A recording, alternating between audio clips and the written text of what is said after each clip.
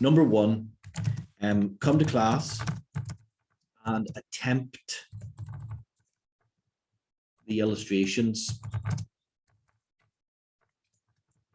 Okay, it's really important that you do that. You know, I know it's tempting that I'm blathering on here for ages and then I'm asking you to do questions. You know, you get distracted, you start thinking about other things.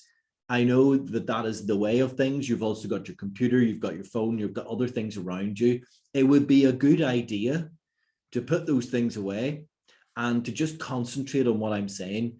I would really focus on something called active learning, which is doing something while I'm doing it. So when I'm talking and making notes on the mind maps, it's probably worth you either putting those into your own words or copying what I'm writing onto the mind map so that you're staying engaged.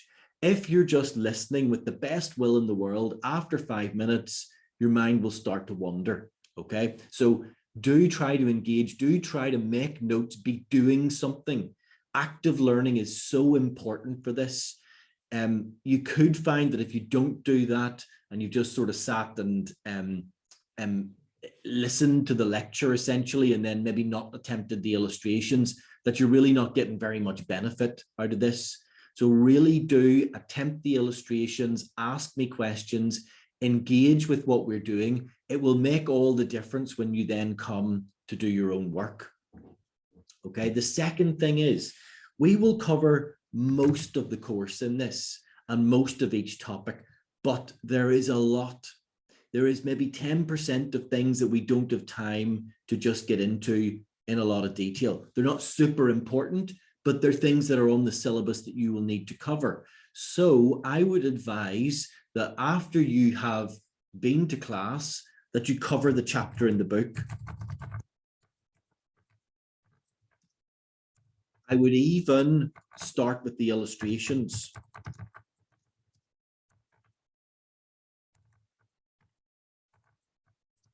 Because the more questions you do in this subject, the better. The more questions you do in this subject, the more likely you are to pass.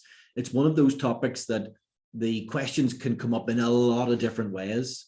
So you need to have got experience of the way that they're asked. It's not like a lot of other subjects where, you know, one question on IAS 38 is much like another because there's only certain things they can ask. As we get into this, you'll see that it's much more wide.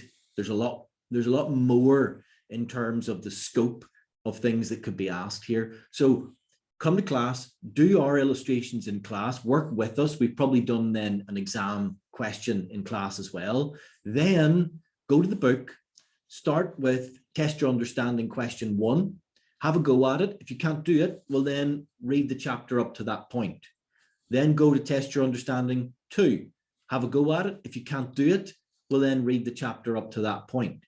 So I'm working backwards here rather than taking a scattergun approach and saying, right, go and after we've gone to class, read the whole book again, the whole chapter. Well, you can do that. That's fine. If you've got lots of time and you're motivated to do that, then do that. But why not just focus on the things you don't know? Because a lot of those things that you'll read in the book, you'll remember from class. You'll be, oh yeah, I know that. I knew that. Well, why are you going over it again then? So what I'm trying to do is I'm trying to give you the quickest way from A to B. Okay, so start with the illustrations. If you don't get those right, well then you go back over the bit in the chapter, make sure you can do it, move on. Okay, so that will cover out any little bits that maybe we haven't covered in full or in as much depth in class because we don't have time. And then number 3, you need to start exam standard questions basically now. Okay, so that means exam kit. So I would aim that by the end of class, as in whenever we sort of stop for the revision phase of like 2 weeks, that by that time you have covered and done every question in the exam kit. And then your revision phase is just doing past paper questions. There's loads of them on there. There's loads of past papers. So you could be doing all of those. There is no end of questions for you to do, and you need to do as many as possible. Okay, so you've got to start with exam standard questions as early as possible. You do not leave it to the revision phase. We will do some as we go through, probably starting next time, by the time we get covered some content. And that's the way to do it, okay? If you do these three things, you are maximizing your chances of passing. So coming to class, engaging, making notes, attempting the illustrations, then going back to the book, attempting the illustrations and covering the bit of the chapter if you didn't get it right or you didn't understand it. You know, I'm not saying if you get it wrong, actually, because you might get it wrong, but know that you've covered it and then just learn from the answer. That's fine. And then you're going to the exam kit and you're saying, right, well, we've covered, you know, the financial management theory. So that's what I'm going to do. I'm just going to do the multiple choice questions on that this week. And those are done. And you've got experience of exam standard questions. And that is going to stand you in the best stead moving forward. And lastly, just in terms of studying, what I would be doing with this is I'd be doing little and often. So after today, I would pencil yourself in at least an hour a day, every day. So starting tomorrow, find an hour, whether you get up an hour earlier, go to work an hour earlier and just do your own work, or you leave an hour later in the evening, or you set yourself out an hour. Personally, I find the earlier I do it in the day, the better, because then it's done. But find yourself 1 hour a day. And if you do that from now to the exam and follow these steps, I'd say you're pretty much there in terms of passing this. Okay, so that's the things that I want you to focus on. Okay, does that make sense to everyone? Can you give me a thumbs up?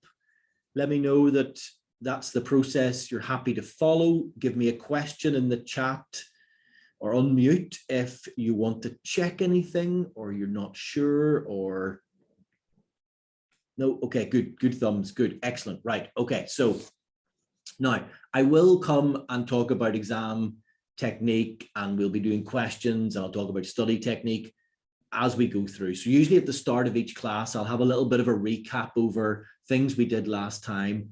I'll talk a little bit about the exam because just to keep it fresh in your mind, to think about how these things that we've talked about could be examined, for example, will be very important. But I'm going to get kicked into it because I find that if I blather on too long at the start, before we get into it, it leaves us a little bit behind. So without further ado, apologies for the sun is getting me here. The curtain, the blinds broke, so I can't stop it getting me. So I'm going to have a bit of sun in my eye, but don't you worry about that. It might look a bit odd, but don't worry. Right, okay, so we are going to have a look at the mind maps. Okay, so as I said, what we're going to do is we're going to go over the mind map. I'm going to talk about it. I'm going to make notes on it. And then we're going to do illustrations. It's the illustrations where the important bits are. What you might want to do then is copy those notes or make your own notes. There's not too much written on here. You could jot down some of the key points that we're making. If you don't fancy using the mind maps, that's fine. But it's the illustrations that are super important. That's where we take what it is we've talked about here and we apply it and we make sure that we can deal with an exam question on it. Okay, so that's how we are going through here. Okay, I'm going to start over on the left-hand side here with planning, okay, because this is really one of the key things about financial management, the subject. So this idea of planning, because FM is different from a lot of the other subjects that you'll do here. FM or M. FM is forward-looking. Okay, and most other topics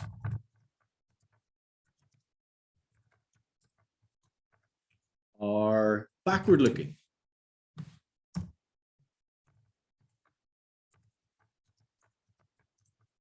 Okay, and this is one of the reasons that it can be a bit more tricky to get your head around financial management, because a lot of the things that we're going to talk about haven't actually happened yet. So we're going to talk about investment appraisal, for example.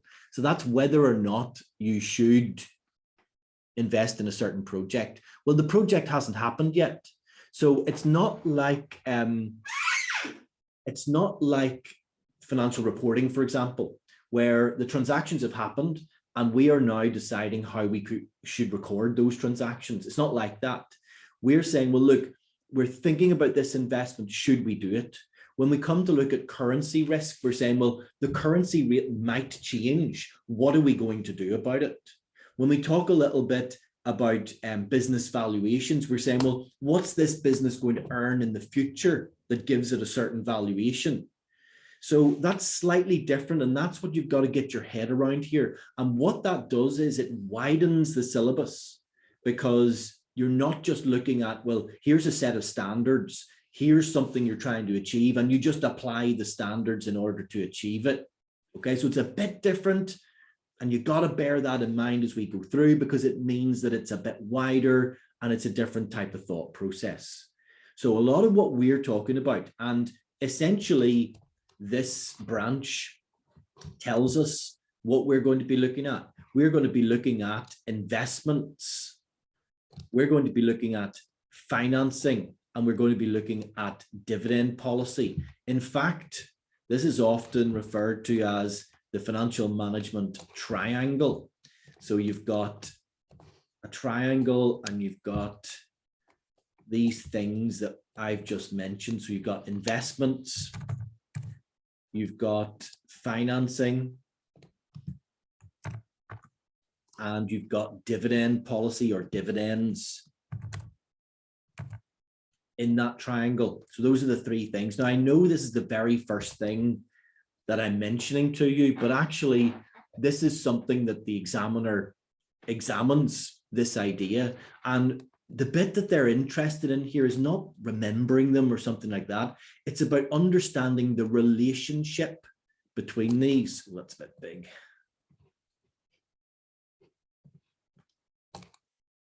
Okay, so it's about understanding the relationship between investments and dividends. It's about understanding the relationship between dividends and financing, and again, between financing and investments. And I'm going to talk about that in just a second, but just to briefly think about what these are. Well, we're going to look at investments. We're going to look at investments in projects, products. We're going to think about investment appraisal. We're going to think about short-term investments. We're going to think about long-term investments. Okay, so we're going to come to that. Financing. So this is your first introduction to thinking about what that is. Well, you can't make investments without financing. Either you've made some cash from previous investments and you could use that, or you're going to have to raise some of these things. So what have we got? We've got our bonds, which is really debt. So debt, we could raise debt, or equity, we could issue shares, or we could go to banks. Now that's debt as well, but it's slightly different in that when we talk about bonds, that's issued debt. Again, I'm throwing some terminology out there. We'll talk about it in a bit more detail when we come to it. So don't worry if you're not 100% as to what these things are, but you can't make investments if you haven't got financing. So you're either going to have to raise some debt or some equity, or maybe you have some cash. But that brings us to the next point, dividends.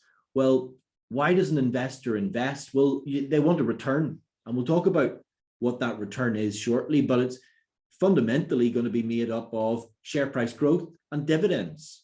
So if you've made some cash from an investment, there's going to be pressure on the business to pay that cash out in the form of a dividend.